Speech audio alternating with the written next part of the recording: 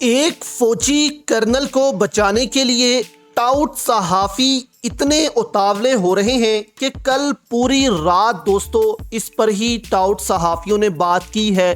غریدہ فاروقی ہو جائے، جاوید چودھری ہو جائے، حد تو یہ کہ جاوید چودھری نے اس انسیڈنٹ کا، یہ جو یونیورسٹی سرحد یونیورسٹی میں ہوا اور فوجی نے بچوں پر جو ہے وہ گولیاں چلائیں، ہوائی فائرنگ کی، اس فوجی کی حرکت کا اور بچوں کی جو پروٹیسٹ کا سارا الزام عمران خان پر لگا دیا کہ عمران خان ہی اس کی اصل وجہ ہے۔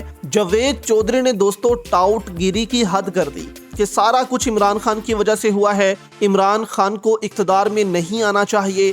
یہاں پر دوستو کچھ ٹویٹس ٹاؤٹ صحافیوں کے آپ کے سامنے رکھتے ہیں، یعنی 2 3 4 ٹاؤٹ صحافی جتنے بھی ہیں ان کے ٹویٹس آپ کے سامنے رکھتے ہیں کہ یہ اس فوجی کو بچانے کے لیے کس حد تک جا رہے ہیں۔ غریدہ فاروقی بھی اس میں شامل ہیں اور کچھ ٹویٹس نیوٹرل صحافی اور کچھ جو ہیں وہ پی ٹی آئی کے سپورٹرز جو ہیں ان کے رکھتے ہیں کہ وہ اس پر کیا کہہ رہے ہیں۔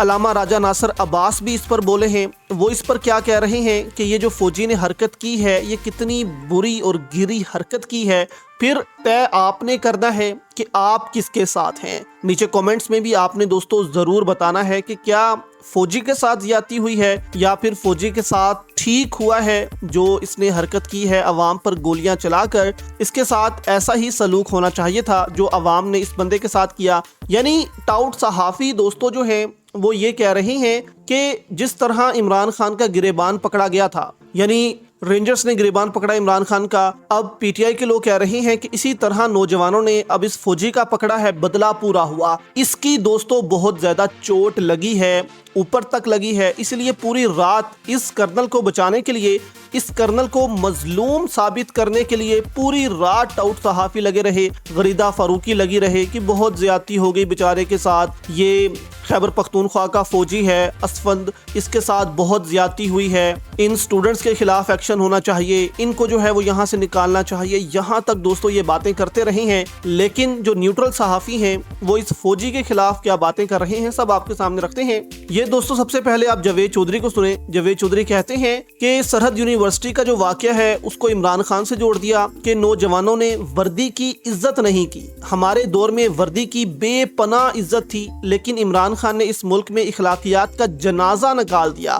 اب کسی وردی والے کی عزت نہیں کی جاتی، ان طالب علموں کو یونیورسٹی سے نکال دینا چاہیے کیونکہ یہ ملک توڑنے کے برابر ہے۔ یعنی دوستو آپ اندازہ لگائیں کہ ایک فوجی وہاں کے ڈنڈے مار رہا ہے اسٹوڈنٹس کو، عورتوں کے دوپٹے کھینچ رہا ہے، ان سے بدتمیزی کر رہا ہے، اور جاوید چودھری کہہ رہے ہیں کہ اسٹوڈنٹس کو یہاں سے نکال دینا چاہیے کیونکہ اسٹوڈنٹس ملک توڑنے کی طرف جا رہے ہیں، یہ عزت نہیں کرتے وردی کی۔